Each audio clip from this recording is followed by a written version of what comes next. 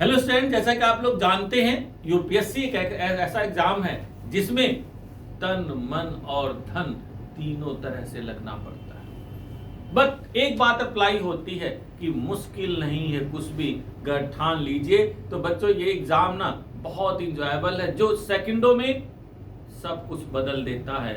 यानी कि जो रिजल्ट आता है, जब आपका नाम उसमें लिखा होता है ना बच्चों, सब कुछ बदल जाता है। एक बार कभी सोचिए सपने में, जब इस एग्जाम के बारे में देखते हैं तो इस एग्जाम में 3 स्टेप्स नजर आते हैं, प्रीलिम्स, मेंस और इंटरव्यू। मैं वन बाय वन सभी पर चर्चा करूंगा, पर आज मैं विशेष रूप से चर्चा करना चाहूंगा प्रीलिम्स से रिलेटेड। प्रीलिम्स के बारे में बात की जाए तो क्या कह सकते हैं? Maximum competition. Why maximum competition? Because maximum students appear in this steps. एक सिंपल एक डाटा है, अकॉर्डिंग टू दैट डाटा कि नियरली 10 लाख लोग यूपीएससी में फॉर्म हर साल भरते हैं। बट इंटरेस्टिंग बात यह है बच्चों, इस 10 लाख में हिम्मत बहुत कम जुटा पाते हैं। बहुत कम, पता आपको, नियर अबाउट 2.5 लाख से लेके नियर अबाउट 3 लाख लोग ही हिम्मत जुटा पाते, इतने बैठ पाते हैं। और कभी कभार आंकड़ा थोड़ा बहुत ऊपर नीचे हो सकता है। तो इतने लोग बैठते हैं तो ओबियस बात है कि कुछ तो खास बात है इस फसाने में, और जुबान पे आते ही मशहूर हो गए जमाने में। बिल्कुल बच्चों, इस खास बात तो है, और खास बात ये है जबरदस्त कंपटीशन, मैक्सिमम कंपटीशन। पर एक सबसे बड़ी खूबसूरती ये भी है बच्चों, इसमें बैठने वाले जो 2.5-3 लाख बच्चे हैं, इनमें से देखा जाए ना तो सच में विश्वास करो आप, near about 50,000 students are somehow very serious, somehow 50,000 students are serious. तो आपका कंपटीशन कुछ यहाँ पे होता है, यहाँ पे ध्यान देना होता है। और इसमें भी फिर देखा जाए बच्चों तो near about 20,000 students, they are very very serious. 20,000 serious होते हैं, और उसी 20,000 में बच्चों नियर अबाउट यू मान लीजिए 12,000 या 13,000 या फिर 14,000 according to number of seats, ये आपका प्रीलिम्स का रिजल्ट आता है। अब यहाँ पर बच्चों के साथ एक बहुत बड़ा हर्डल ये होता है कि सर इसको कैसे क्रैक करें, क्योंकि आगे ध्यान रखना तभी अगले स्टेप्स को आएंगे। देखिए ऊंचा भी है बच्चों ये, ऐसा नहीं। और खास बात देखिए, जैसे जैसे आगे बढ़ते हुए देखिए संकरा भी होता जा रहा है, यानी कि ज्यादा आसान होता जा रहा है। ये जो एग्जामिनेशन है ना, यानी कि फर्स्ट स्टेप जो है प्रीलिम्स का, ये एग्जामिनेशन एलिमिनेशन कहलाता है। यानी कि हटाओ यार, नॉन सीरियस को हटाओ, बराबर हटाओ, भगाओ। तो अब आपको साबित कैसे करना होगा, इस दिशा में थोड़ा सा हम बात करते हैं कि क्या क्या आप लोग पढ़ें। मैंने पिछले वीडियो में बताया भी था कि 2023 अब आपके सामने है, तो ऐसे में ज्योग्राफी के लिए क्या क्या पढ़ें, इस पर मैंने चर्चा किया था। आज बच्चों मैं विशेष रूप से इकोलॉजी में क्या क्या हमें पढ़ना चाहिए, इस पर चर्चा करूंगा, और उसके साथ साथ कुछ और बातों पर चर्चा करूंगा। ये वीडियो डेफिनेटली आपके लिए बहुत ही लाभदायक साबित होगी। तो बच्चों सबसे पहले मैं कुछ आप लोगों के साथ चर्चा करना चाहूंगा जो आपके पेपर के लिए बहुत इंपॉर्टेंट है। प्रीलिम्स एकदम सामने है, और वो है आपके पेपर के लिए फॉरेस्ट। फॉरेस्ट में मैंने पिछली क्लास में आप लोगों के साथ स्पेशली ट्रॉपिकल एवरग्रीन की बात की। मैंने ट्रॉपिकल एवरग्रीन जो फॉरेस्ट है ना, इस पर मैंने बहुत डिटेल चर्चा की थी। यानी कि उष्णकटिबंधीय सदाबहार वन जो वर्ल्ड के डिफरेंट पार्ट में मिलते हैं, specially in the region of equator, यहाँ पे मैंने स्पेशली चर्चा की। आज मैं एक बहुत इंपोर्टेंट टॉपिक पर यहाँ पे मैं चर्चा करूंगा बच्चों, और वह है मॉनसूनल फॉरेस्ट।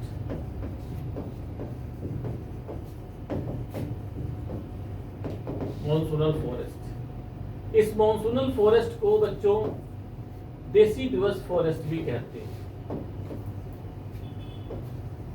पता आप लोगों को, या कह सकते हैं पतझड़ वन, पतझड़ वन भी कहते हैं। और इंडिया के बहुत बड़े एरिया में ये वन मिलता है। नॉट ओनली इन इंडिया, जहां जहां मॉनसूनल क्लाइमेट मिलती है वहां वहां इस तरह के वन मिलते हैं, एंड खासकर इंडिया में मिलते हैं। क्वेश्चन आपके पेपर में कई बार इसके इकोसिस्टम से जोड़कर और स्पेशली इसके अन्य दूसरे एस्पेक्ट को जोड़कर फिलिप्स में क्वेश्चंस आते हैं। तो थोड़ा सा देखिए भाई, यह जो फॉरेस्ट है ये पतझड़ वन कहलाता है।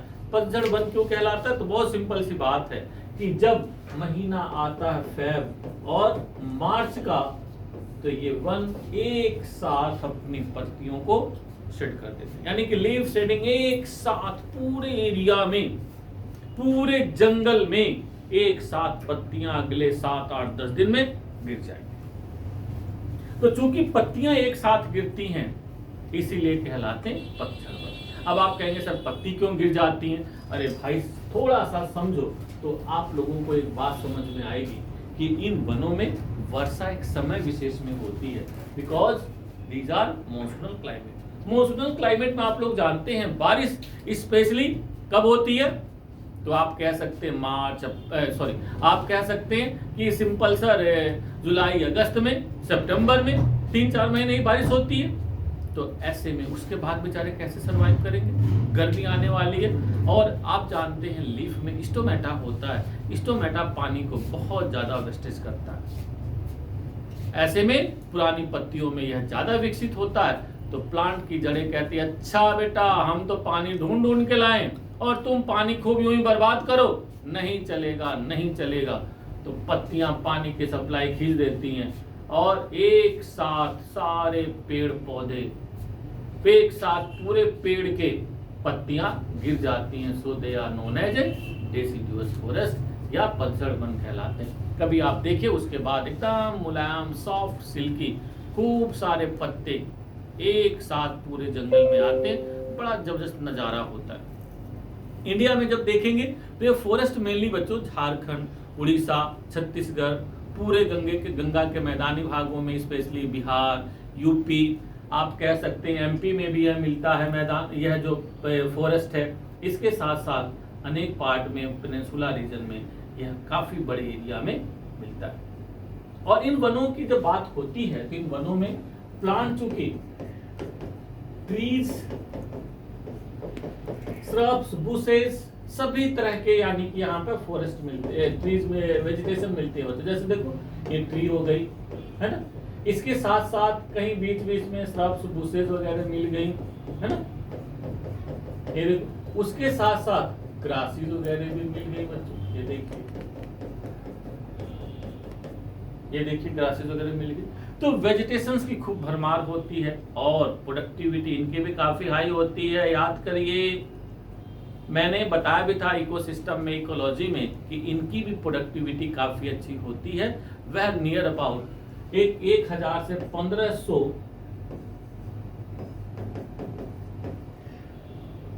ग्राम पर स्क्वायर मीटर पर ईयर होती है। इसका मतलब भाई ऐसी बात है तो फिर खूब खाना होगा और खूब खाना होगा तो खूब जंतु होंगे। तो यह वन भी बच्चों जैव विविधता के लिए बहुत ही उपयोगी होता है और इसी वजह से आपके फिल्म्स के पेपर के लिए बहुत इंपॉर्टेंट है, जहां पर कई बार वेजिटेशन को पूछी जाती है, मैचिंग कराई जाती है। जैसे मैंने आपको इक्वेटोरियल फॉरेस्ट में बताया था कि महोगनी, एबोनी, आयरनवुड, रोजवुड जैसे प्लांट वहां मिलते हैं। तो जरा सोचिए यहाँ पे क्या मिलते हैं। तो आप अपने सराउंडिंग में देखिए, यहाँ पे देखेंगे साल, सागौन है ना, साल, सागौन, महुआ, आम, इमली,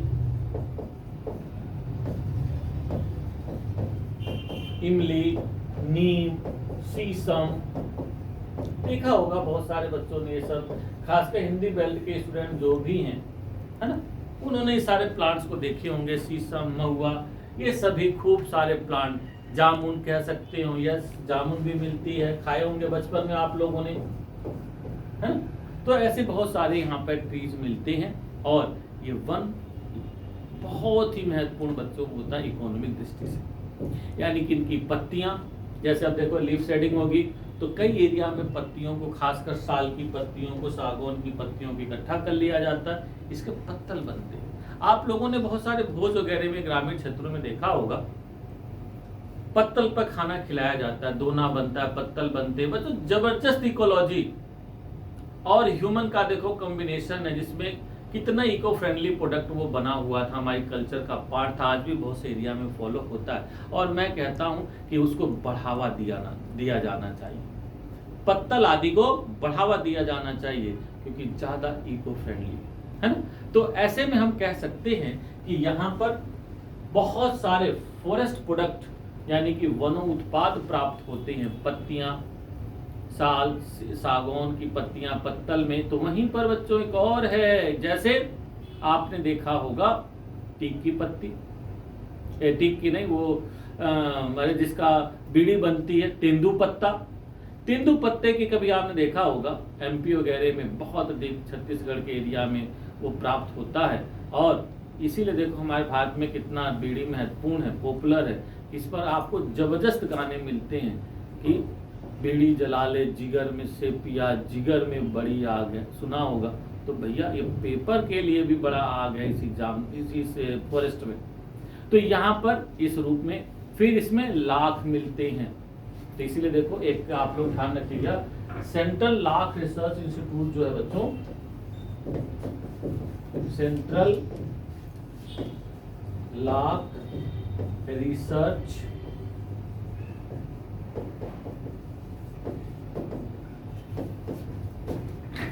इंस्टीट्यूट जो है यह रांची में मिलता है, और यहाँ से प्रश्न कई बार पूछे जाते हैं। तो इसको आप लोग ध्यान रखिएगा, बहुत इंपॉर्टेंट है। तो ऐसे में ये तो बात हो गई। फिर इसमें जैव विविधता बहुत महत्वपूर्ण पाई जाती है। वेराइटीज ऑफ एनिमल, देखो यहाँ पे थोड़ा ध्यान दो इस पर, इसलिए मैं डायग्राम बनाया होगा। ट्रीज भी मिल रही हैं, तो पेड़ों पर रहने वाले जंतु मिलेंगे, यानी कि बंदर मिलेंगे, चिड़िया मिलेंगी, ये वो, ये देखो झाड़ झंकार भी मिल रहे हैं, तो उसी में घास यानी कि शाकाहारी जंतु भी मिलेंगे। तो इस प्रकार के जंगलों में शाकाहारी, मांसाहारी, सर्वाहारी और कह सकते हैं सरीसृप, आपके रेप्टाइल्स, यहाँ पे एम्फीबियंस, यहाँ पे आपके इंसेक्ट्स, जो भी सोचोगे varieties of animals, varieties of vegetations मिलती हैं। इसीलिए हमारा भारत बहुत ही महत्वपूर्ण है बच्चों, और हमारे लिए ये मॉनसूनल फॉरेस्ट बहुत ही महत्वपूर्ण है। इस वीडियो को आप लोग लाइक करें और सब्सक्राइब करें, और जो भी सजेशंस इस टाइप की हों आप लोग जरूर भेजिए मेरे चैनल पर।